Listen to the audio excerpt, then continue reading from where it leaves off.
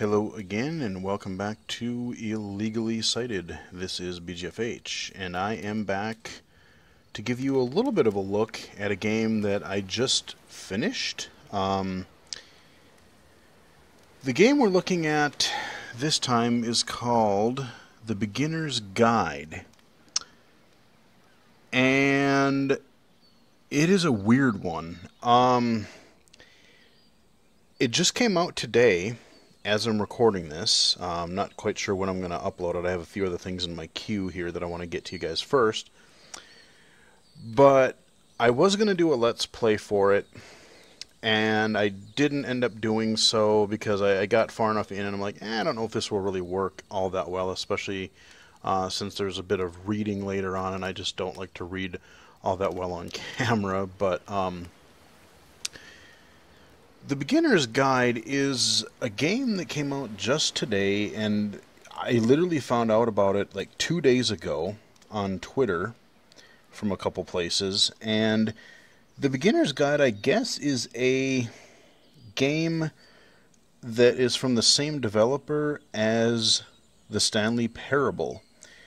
Now, if you have followed my channel for a while, you may remember I did a full Let's Play for the Stanley Parable, and it is still one of the highlights of my channel. I really, really enjoyed doing that game, and that was one where I had not played the game before pressing record, and I'm glad it worked out that way because the whole playing through the game, the reactions, everything was genuine, and it was just... I knew from watching that trailer that it was just going to be quirky and weird and fun and funny, and it's still one of my favorite games that I've covered on the channel. So if you are new, I know we've gotten a lot of new subscribers over the past several weeks, several months. Go back and check out the Stanley Parable playlist because and if you can see well enough to play the game, it is just a first person. It's not a shooter. It's just a first person kind of exploration. Go to Steam and buy the game and play it, and then maybe if you want to watch my video, great, excellent. But it is just a really cool game. So the Beginner's Guide, like I said, I literally found out about it 2 days ago, and I'm like, oh dude, it's coming out 2 days from now? Yeah. Another game from the guy who made the Stanley Parable? Sweet. Upon playing this, Stanley Parable, this game is not. It's really interesting in its own right, but it is quite a far distance from what the Stanley Parable was. The Stanley Parable was a really funny, interesting game with some nice diverging paths. I'm going to sort of let the beginning of the game explain what it is to you, and I'll fill in. But I'm going to play for a little while here, but before I do, like I said, I'll show you the main menu. Really nice large letters. Really nice contrast. If I go under options, everything here is just really nice. You shouldn't have any problem reading that if you are low vision. It's just really nice contrast. I really like that a lot. Now, if I say begin the game, I wonder if that'll get rid of all my progress. I hope not. Hopefully it doesn't erase. We're just going to go to begin, and I'm going to let the narrator sort of explain things, and then I will kind of, I'll talk a little bit later. Hi there. Thank you very much for playing The Beginner's Guide. My name is Davey Reedon. I wrote The Stanley Parable. And while that game tells a pretty absurd story, today I'm going to tell you about a series of events that happened between 2008 and 2011. We're going to look at the games made by a friend of mine named Coda.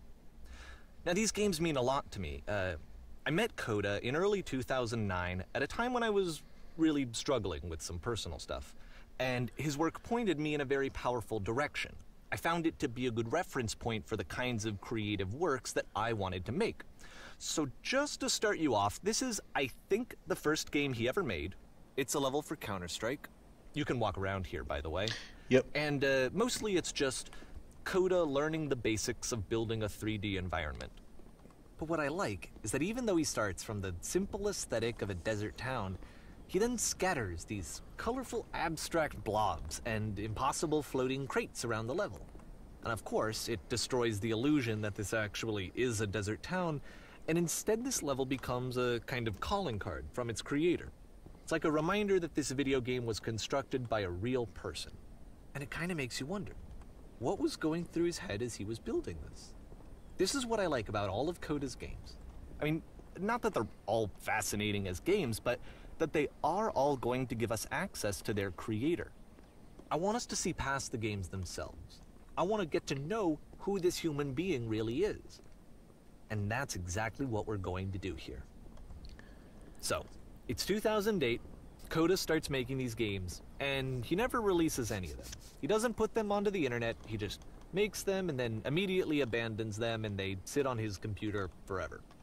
And I think he really understood this image of himself as a recluse. At one point, he jokingly renamed his computer's recycling bin to Important Games Folder. So, you know, this was just how he worked. He tended to crank them out one after the other without even really pausing to try to understand what he had just made, until suddenly one day, he just stopped. In 2011, that was it. He made his last game, and then he hasn't made another one since. And that's why I've taken this opportunity to gather all of his work together, is because I find his games powerful and interesting, and I'd like this collection to reach him, to maybe encourage him to start creating again. And if the people like you who play this also happen to find his work interesting, then I'm sure it'll just send that much stronger of a message of encouragement to Coda. So thanks for joining me on this. If you have a particular interpretation that I haven't mentioned here, or if you just need to get in touch, you can email me at daveyWreden@gmail.com. Okay, that's about it for introduction. Let's take a look at Coda's first proper game. As each game is loading, I'll show you the date that it was completed. This first one was made in November 2008. Okay, so here we go. This is not the Stanley Parable. This is kind of this history of this guy, Coda, his games, and they are all really, especially in the beginning, they're really abstract and have just kind of strange...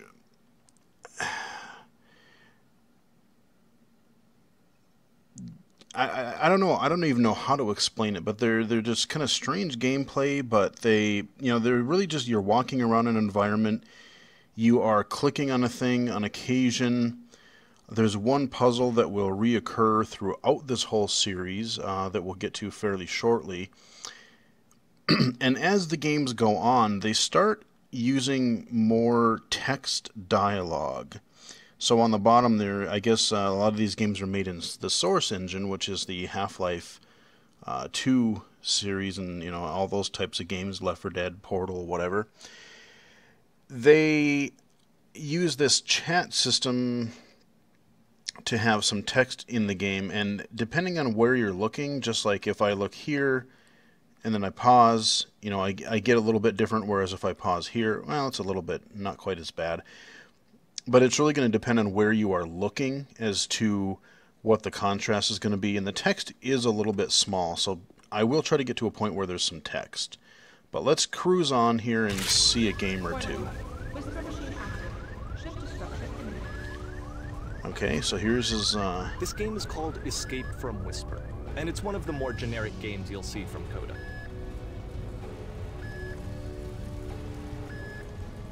Okay. You can click to fire the gun.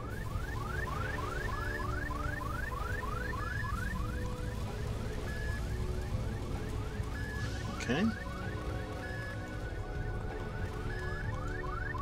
And now I'm out of ammo, and I can't reload. Interesting. Maybe I find more ammo? Maybe I don't. Let's keep going. Security call breached. Hostile alien life form inbound. It kind of looks like this game was abandoned mid-development. For instance, you have this gun, which you'd think would indicate that there are supposed to be monsters or enemies somewhere, but then clearly there are no enemies anywhere. You can't even reload the gun when you run out of bullets. Nope. But ultimately we don't really know. Maybe Coda thought that actually it was complete the way that it is. And I think that we should talk about his games for what they are, rather than for what they're not. Enemy force neutralized. Begin ship evacuation. So I don't really have anywhere to go. Okay, here we go. Now we can keep I love going. how you can see the bottom of the universe from this road. Kind of a neat little spacey, you know, we're on this big old spaceship, space station, whatever I'm on here. Still can't fire my gun again. I just shot all my ammo at nothing. Okay. Oh, this is funny. Apparently this space station has a labyrinth on it. Sure, I don't know. There's really no reason for it that I've ever been able to discern, so in the interest of time, I'm just gonna skip you on past it. There you go. I thought that was kind of interesting. I wonder, you know, now that I do it, let's go back. I wonder what happens if I go... if you'd really like to solve the labyrinth, you're welcome to do that too. No, let's go. Okay, this is the part that's interesting. The game has this narrative about the whisper machine and how it has to be turned off, and then you get to the engine room. Okay. Hey, you there, in the engine room. You could save us all. That beam is powering the whisper machine. We could disrupt it by introducing a great enough heat signature. If your body could stop the beam. It's so much to ask, but for all of our lives, would you do it? Could you give yourself? I think this is the only game that actually has voice acting, come to think of it, or the only section that does. Everything else is in text throughout this game. Zert. And now I'm dead. Let me pause here for a second. What you just experienced, stepping into the beam and then dying, is probably what Coda had initially intended when he was developing this level. But when he first compiles and plays it, something goes wrong. There's a bug somewhere. And this is what happens instead.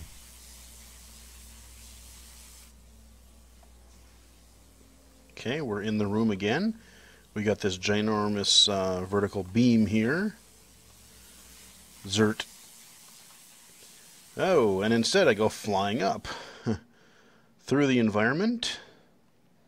Now I'm just floating around in space. The beam causes you There's to our start maze, floating. or labyrinth. And this is an important moment for him. Because yes, this is technically a glitch, but Coda identifies something human about it. Like how small it makes you feel in the face of this larger chaotic system. Or this floating could be the afterlife, a peaceful place, juxtaposed against all of the hysteria that you've just had to traverse. I don't even know. I have no idea what he was thinking, but what's clear is that after making this, something lodges itself in his brain. He wants to do more of these really weird and experimental designs. So he stops work on this and moves on to a stream of tiny little games that go in all sorts of directions. Let's go ahead and take a look at the first game he made after leaving this one behind. Okay. Oh yeah, this one. I can't move. Come on. I can't move. Why not? Turns out. Haha. Yep. In this game, you can only walk backwards. That's kind of screwed up.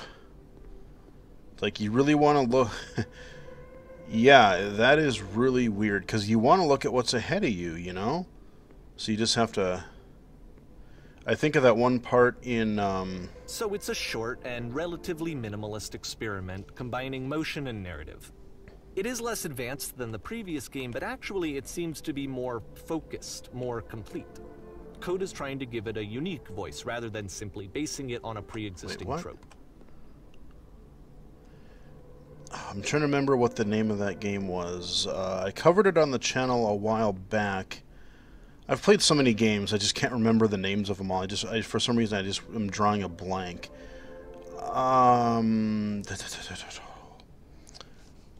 Why can't I can see the dang... It's like I can see the title screen, but I can't see the words. It was the one where you had all those little like puzzles, and like you started out where you had the jump at the beginning, but then you find out you don't have to. There's that one part where you have the eyeball and you have to look at it. You have to go move backwards in order to go through it. Yeah, I can't remember what the name of that game was called. Thought, it says what it wants to say, and then it ends. Didn't need anything more than that. which to me is why it works, because it gets out quick. Okay, next one. That was short. And they do get longer. Toward the end, they actually do get longer. So here we go. We're on a night path or something. We have no vision around us. It's like we have a fog of war, like no more than like literally a couple of feet in front of us. We're on a little dirt road with some grass on either side. We got a sign here that says, "You are now entering," and then nothing. I'll keep walking. And that's it. Okay, the meaning of this game won't be clear just yet. Please be patient with me for a few more games, and I promise you'll see what makes it interesting. Okay. Oftentimes, Coda would put bizarre titles like this one at the start of his games. I didn't get to read that quick enough here. Alright, so now we've got a lot of kind of abstract art here. Games. He would really only talk to me about his work as he was making it. Once he stopped work on a game, like, that was it. It was dead to him. And I don't agree with that at all, but what are you gonna do? So I walked around here before, all around here. There's nothing you can do. The only thing you can do is go up this staircase. We're cruising up the staircase. And all of a sudden, we're actually getting slower and slower and slower. Once you've been slowed to an absolute crawl, the door at the top of the stairs opens. So why, if Coda's not showing these games to anyone, why bother opening the door at all? Well, to show you, I'm modifying the game here so that when you press enter, it'll bring you back up to full speed so you can enter the door for yourself. Okay, so let's hit enter. We'll modify that. Alright, now we're booking again. Going up the staircase, we got our open door, and we're in a room. Now here's where you're going to start to see some text, and this is about the general size of it. So you have all these textual things floating around, and this is not going to be friendly nice and filled with little ideas to low for vision. games. I'll talk in a minute here. So actually I'll pause it here. So, you know, this is the kind of size text that you're going to find, and again, depending on what angle you look at it with the camera, excuse me, you know, you may or may not have some trouble reading it. And some of them, as you go on, not only are you reading text, but you're going to have these kind of, you know, press 1 through 3 or 1 through 4 or whatever, and you're going to be, you know, needing to make responses. I don't know as if there's really a lot of different paths, like if the dialogue is different depending on what choice you make. But you do have some areas where you do have choices, and that becomes a lot more prominent as the game goes on. So, just a little warning about that if you do find some of this hard to read. Coda would often tell me that he didn't mind if people thought of him as cold or distant. He said that he knew that he was actually a vibrant and compassionate person, but that it takes time to really see that. It can be a very slow climb to get there. I'm not sure how far. I mean, I think I have a couple of ideas where I might stop this video because I don't want to go too far in, but at the same time, I want to at least show you visually some of the areas and some of the, like I said, especially some of the text areas in the game, just so you can kind of make a choice for yourself as to whether you think you'll be able to read it or not. Now, I don't know if the KNFB reader would pick up this as well. I did find myself there was a couple areas, especially where the contrast was really poor. I did use my phone and my magnifier app, so that did work, and I was able to read some of the stuff that was a little tricky. So I did do that. I used my Over 40 Plus app for that. Cheap plug for that app. Really handy little... I use that app on a regular basis. Oh yeah, this is a good thing we got to include. Coda. It's an actual puzzle. Go ahead and see if you can solve it.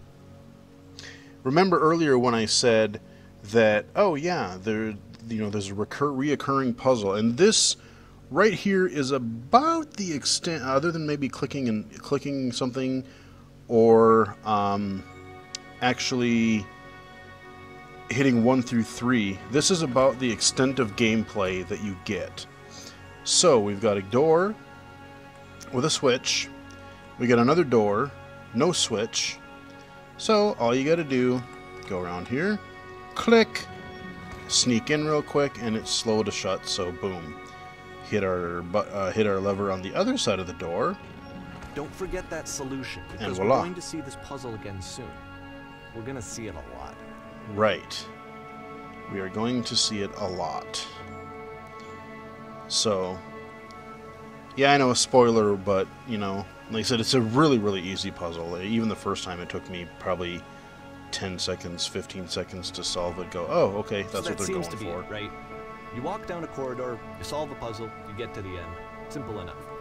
Alright, now I'm going to modify the game again, so that when you press enter, it'll remove all of the walls from this room. Okay, so we can't go anywhere. They've even blocked the door off from behind. So let's hit enter again. There you go. There is stuff everywhere. Kind of cool looking. How about that? There was more to it than we had any way of knowing. I actually find it funny that this game comes after the Stairs game, since they essentially convey the opposite idea. So, in the Stairs game, a dull exterior concealed a rich interior. And then, in this level, a dull interior hides this fantastic outer world. And no one will let me fall Either way, off, I so think we're that safe. the point is the same. Is that most of the time, you don't get to know what you're missing. Or even that you're missing anything. That's not your role as a player. So if your role here is not to understand, then what is it? Alright, moving on. Okay, now we're back to here again. So now we're back to the road, and maybe he's going to tell us a little bit more about what the heck is going on with this sign that says, "You are..." Aha! So, this, combined with the entering game from earlier, tells us that Coda believes his games are connected somehow. It could even be that the Stairs game and the puzzle game are literally connected in between this and the entering game. There's a bigger picture that all of his games are meant to play a role in, some larger meaning that we won't be able to grasp until we've seen all of them. And once we have, we can step back and start to understand what exactly that bigger picture is. Now, I will say there are callbacks to some of these earlier titles, some of these earlier games later on, and it gets really kind of interesting at the end.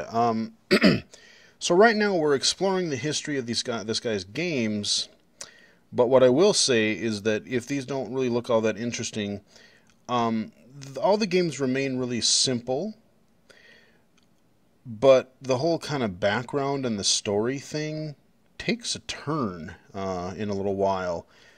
Like I said, this is not a funny game. I mean, it kind of turns a little dark later on.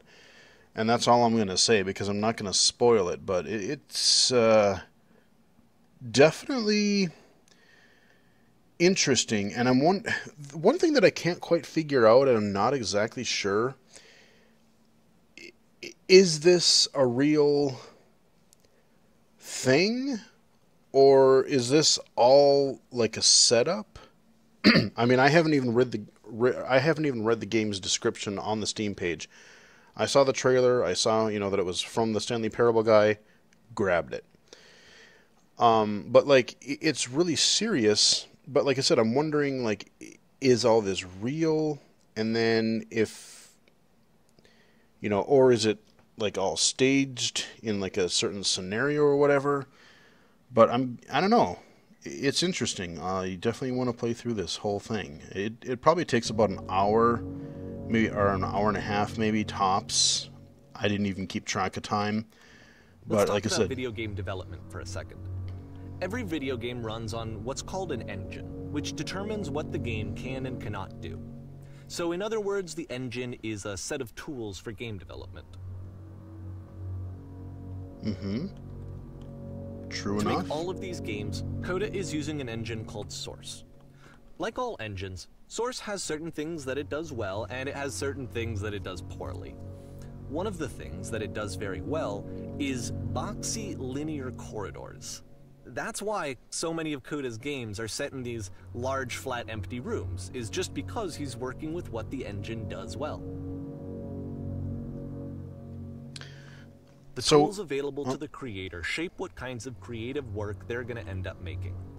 you might consider paying attention to the architecture in Coda's games, to notice how they seem to stem from an engine that's very good at producing linear, boxy corridors. Yeah, so we got a nice little, kind of a bunch of tables and chairs outside, like a little restaurant sort of thing here.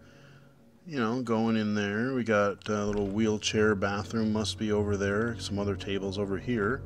We can go in this door on the left. And actually you go down, which is really weird.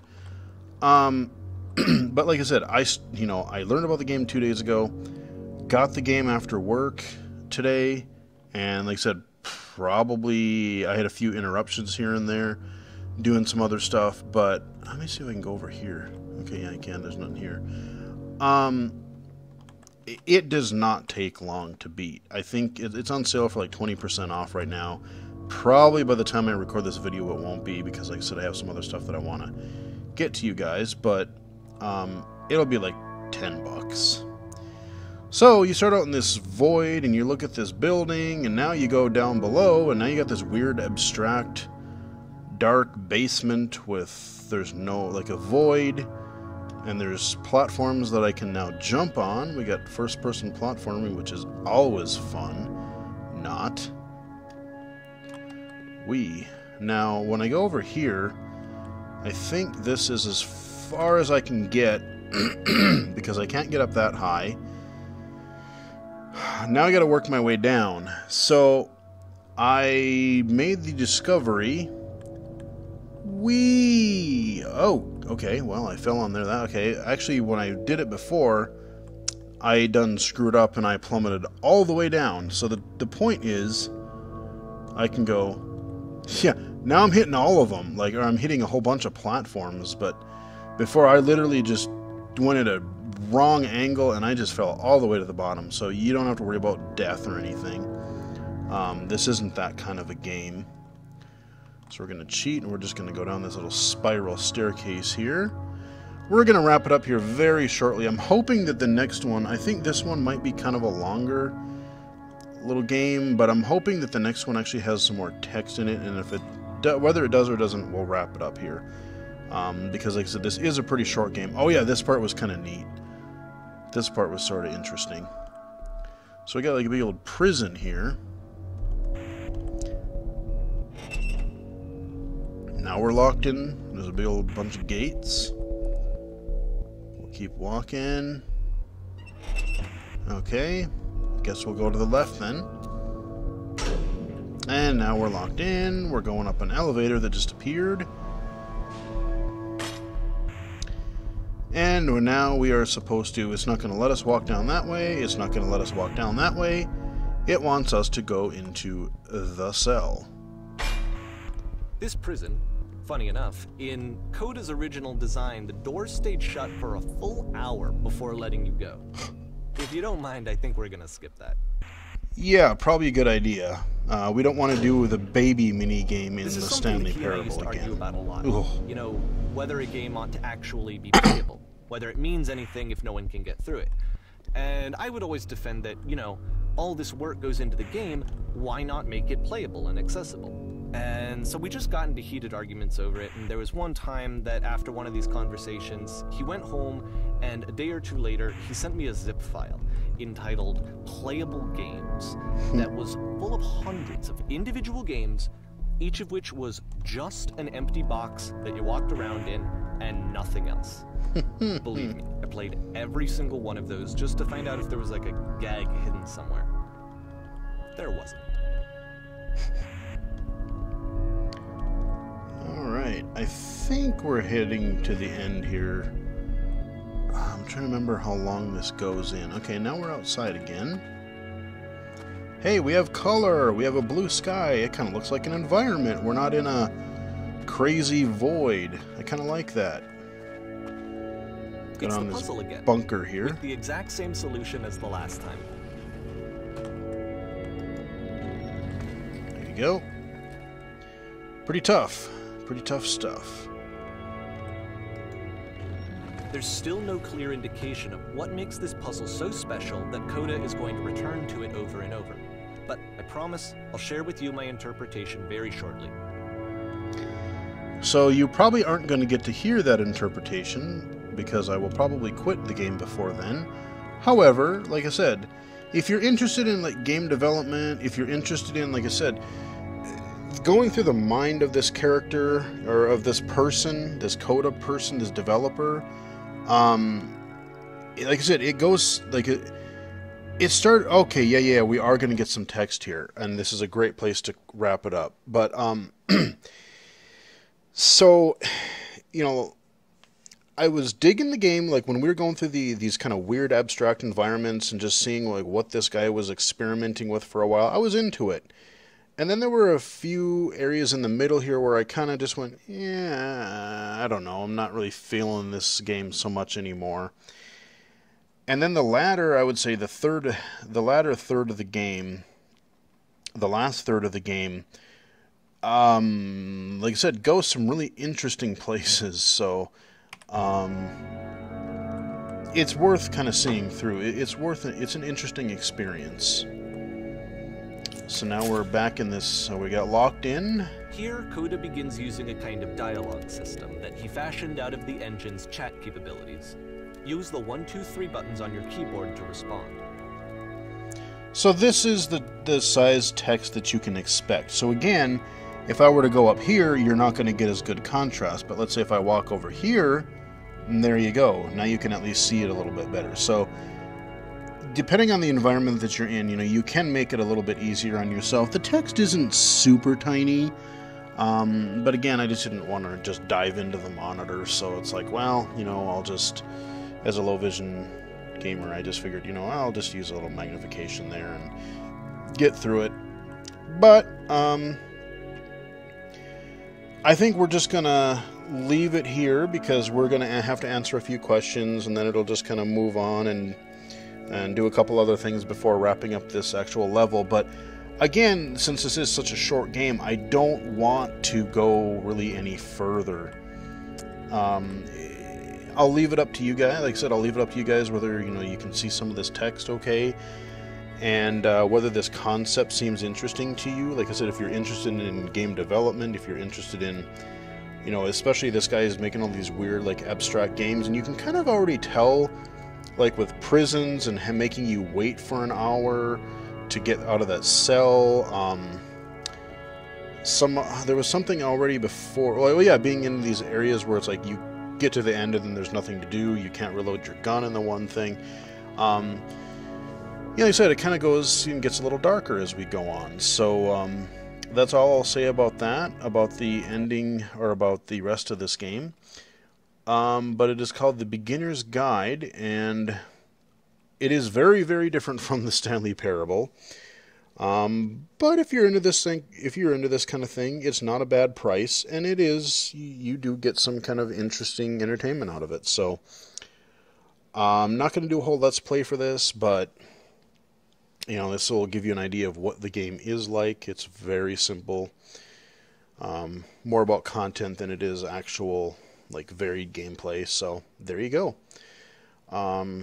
Hope you liked the video. Follow me on Twitter at BGFH79. And yeah, hope you guys enjoyed it. Until next time, I'll talk to you guys again later.